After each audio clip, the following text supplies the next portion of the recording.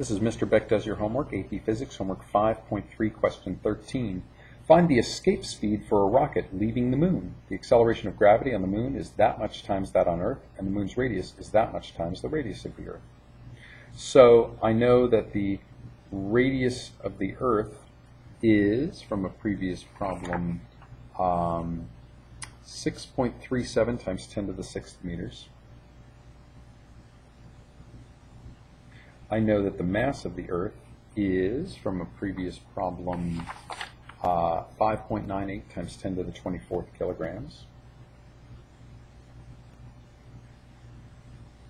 And from each one of these, you can multiply those, this one by 0.166, this one times 0.273, and get yourself the radius and the mass of the moon. But what about this escape speed? Well, what I know is that on the surface of the moon, it's going to have a certain amount of potential energy. When it gets out to infinity, it's going to have zero.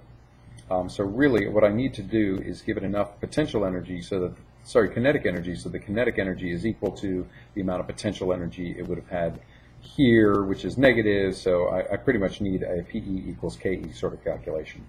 So what I've got is my universal potential energy is going to be universal gravitation times the mass of the moon times the mass of the object divided by the radius of the moon is going to be how much potential energy it has on the surface of the moon.